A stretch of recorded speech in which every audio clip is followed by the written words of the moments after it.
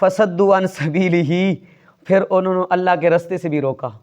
وہ جو فلاں مولوی ہے نا، وہ تو کسی چیز کو مانتے ہی نہیں ہے نا، وہ تو فلاں کا بے ادب ہے نا، وہ تو فلاں کا کیا ہے، گستاخ ہے، وہ تو قرآن کا ترجمہ ہی غلط کرتا ہے، وہ اپنی باتیں کرتا ہے، اس کو زیادہ دین سمجھ آ گیا۔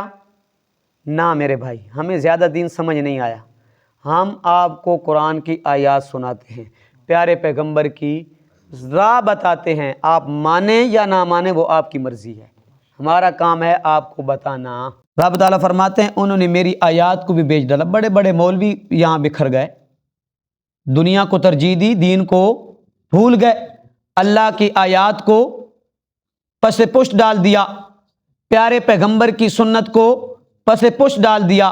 سنت جو بھی ہے اس کو چھوڑے، ہماری دنیا بن جائے، ہمارا یہ جہنم جو ہے یہ بھر جائے، یہ بھرا ہوا ہونا، باقی معاملات جو ہیں وہ آگے جا کے دیکھیں گے۔ یہاں سے پیچھے اللہ رب العزت نے امام الانبیاء صلی اللہ علیہ وسلم کو حکم فرمایا کہ میرے پاک پیغمبر جن مشرکین نے عہد توڑ دیا آپ ان سے جہاد کریں، لیکن جنہوں نے عہد توڑنے کے بعد کفر و شرک سے طیب ہو گئے، اسلام قبول کر لیا اور اسلام کے احکامات کے اوپر عمل کرنا شروع کر دیا، تو رب تعالیٰ فرماتے ہیں فخلوا سبیلہم، ان کا رستہ چھوڑ دیں۔ پھر اس کے بعد اگر کوئی قاصد آئے مشرکین میں سے، یا کوئی بھی آدمی آپ کے پاس آئے ان میں سے، اگر کوئی پناہ مانگے آپ سے تو میرے پاک پیغمبر آپ ان کو پناہ دے دیں۔ ہو سکتا ہے وہ اللہ کا کلام سنیں، آپ کی بات کو سنیں، اور پھر وہ واپس جائے تو وہ آپ کا تذکرہ کریں آپ کے لوگوں کے اندر۔ جس وقت وہ آپ کے لوگوں کے اندر آپ کا تذکرہ کریں گے، قرآن کی بات سن کے یہاں سے جائے گا، آپ کی بات سن کے یہاں سے جائے گا، جب تذکرہ کرے گا تو ہو سکتا ہے اس کو ایمان کی توفیق نصیب ہو جائے۔ اس لیے پناہ دیں کہ وہ جاہل ہیں، وہ جانتے نہیں ہیں اس بات کو، اور کافی سارے مقامات ایسے ہیں جن جگہوں پہ امام الانبیاء صلی اللہ علیہ وسلم نے مشرکین کی کاستوں کو جگہ دی، اور ان میں سے ایک اکرمہ بن ابی جہل، سفیان بن امیہ بھی تھے۔ اللہ نے ان دونوں کو ایمان کی توفیق سے نوازا تھا۔ یہاں سے پہلا موانع بیان ہو رہا ہے کہ جو جہاد کرنے سے مانے آ سکتے تھے وہ کیا تھا؟ پہلا موانع شبہ ہو سکتا تھا کہ مشرکین کا تو مسلمانوں سے معاہدہ ہو چکا ہے کہ آپ کے ساتھ جنگ بھی نہیں کریں گے اور آپ کے خلاف دشمنوں کی مدد بھی نہیں کریں گے، تو پھر ان کے ساتھ کیسے جنگ ہو سکتی ہے؟ تو رب تعالیٰ فرماتے ہیں کہ اللہ اور اس کے رسول کے نزدیک ان کا عہد کیسے ہو سکتا ہے، ان سے جہاد کیوں نہ کیا جائے؟ کیونکہ انہوں نے عہد کو توڑ دیا، انہوں نے عہد توڑا اور مسلمانوں کے خلاف دشمن کی مدد بھی کی، اور ان کو اکسایا بھی صحیح مسلمانوں کے خلاف۔ اس لیے میرے پاک پیغمبر آپ کو میں حکم دے رہا ہوں جنہوں نے عہد توڑا آپ ان کے ساتھ جہاد کریں، مگر سوائے ان لوگوں کے جنہوں نے آپ سے عہد کیا اور عہد کو توڑا نہیں، اس کی پاسداری کی، اس کے اوپر قائم رہے، تو میرے پاک پیغمبر آپ بھی قائم رہیں۔ صلح حدیبیہ کے مقام کے اوپر 10 سال کا معاہدہ ہوا تھا، انہوں نے عہد نہیں توڑا، تو امام علیہ السلام نے بھی عہد نہیں توڑا۔ جس وقت انہوں نے عہد توڑ دیا تو رب تعالیٰ فرماتے ہیں ٹھیک ہے میرے پاک پیغمبر، انہوں نے عہد توڑ دیا، اب کہ آپ بھی اپنا عہد توڑ دیں۔ تو اس سے 2 قبیلے مراد ہیں، بنو کنانہ اور بنو زمرہ، جنہوں نے اپنا عہد نہیں توڑا تھا، قائم رہے تھے۔ بے شک اللہ تعالیٰ دوست رکھتا ہے پرہیزگاروں کو۔ یہ اسی پچھلی آیت کی پچھلے حکم کی علت بیان ہو رہی ہے۔ میرے پاک پیغمبر کیسے معتبر ہو سکتا ہے؟ حالانکہ اگر وہ غلبہ پائیں تم پر، ان کو غلبہ حاصل ہو جائے، آپ سے پناہ لیں، آپ کے پاس آ جائیں، آپ کے ساتھ معاہدہ کریں، تو ان کو اگر غلبہ حاصل ہو جائے تم پر تو وہ رشتہ داری کا بھی لحاظ نہیں رکھیں گے اور اپنے عہد کا بھی لحاظ نہیں رکھیں گے۔ کیوں؟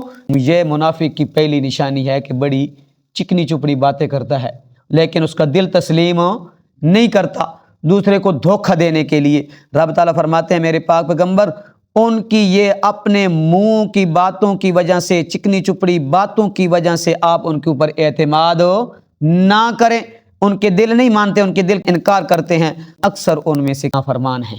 انہوں نے بیچ دیا اللہ کی آیات کو تھوڑی قیمت پر، پھر روک دیا لوگوں کو اس کے رستے سے، دنیا کی خاطر، شہرت کی خاطر، عزت چاہنے کی خاطر۔ بعض لوگوں کی عادت ہوتی ہے عزت کی وجہ سے نا، عزت، میرا یہاں مرتبہ ہو، میرا یہاں کام ہو، میری یہاں واہ واہ ہو، عزت چاہنے کے لیے، شہرت چاہنے کے لیے یہ سب کچھ کرتے ہیں۔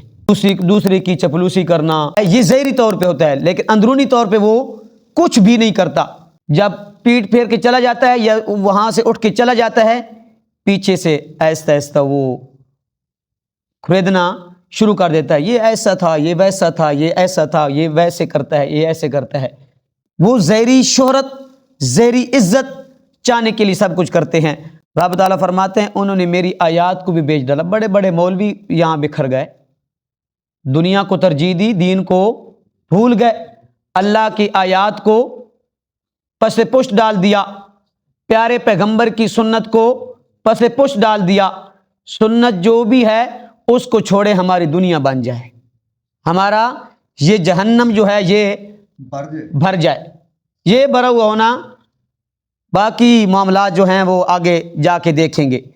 پھر جو ایسا آدمی ہوتا ہے اس کا کہیں دل بھی نہیں لگتا، وہ کبھی تو مقتدیوں کی چپلوسی کرے گا، ہاں جس کے اندر خوبیاں ہیں اس کی خوبی بیان کرو، لیکن واہ واہ کرنے کے لیے کہ میرا ان کے اندر کیا ہو، مقام ہو، مرتبہ ہو، شان ہو، تو یہ عزت ہو میرے ان کے ہاں، تو ایسے عزت کا کوئی فائدہ نہیں ہے۔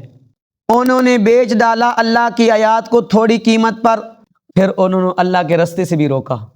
وہ جو فلاں مولوی ہے نا، وہ تو کسی چیز کو مانتے ہی نہیں ہے نا، وہ تو فلاں کا بے ادب ہے نا، وہ تو فلاں کا گستاخ ہے، وہ تو قرآن کا ترجمہ ہی غلط کرتا ہے، وہ اپنی باتیں کرتا ہے، اس کو زیادہ دین سمجھ آ گیا۔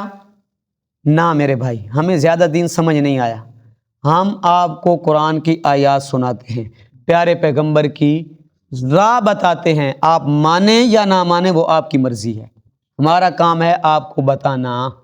لیکن وہ روکتے بھی ہیں اللہ کے راستے سے۔ اب تعالیٰ فرماتے ہیں جو وہ کر رہے ہیں نا وہ برا کر رہے ہیں، اچھا نہیں کر رہے، وہ لحاظ نہیں رکھتے مومن کے بارے میں، کبھی انہوں نے مومن کے بارے میں لحاظ نہیں کیا، نہ رشتے کا اور نہ عہد کا، کہ اللہ کے ساتھ ہم نے کیا عہد کیا تھا، ایاک نعبد و ایاک نستعین، اللہ کے ساتھ کیا عہد کیا، پیارے پیغمبر کی سنت کیا ہے، طریقہ کیا ہے، انہوں نے نہ عہد کا خیال رکھا، نہ رشتہ داری کا خیال رکھا، نہ کسی مومن کا لحاظ رکھا۔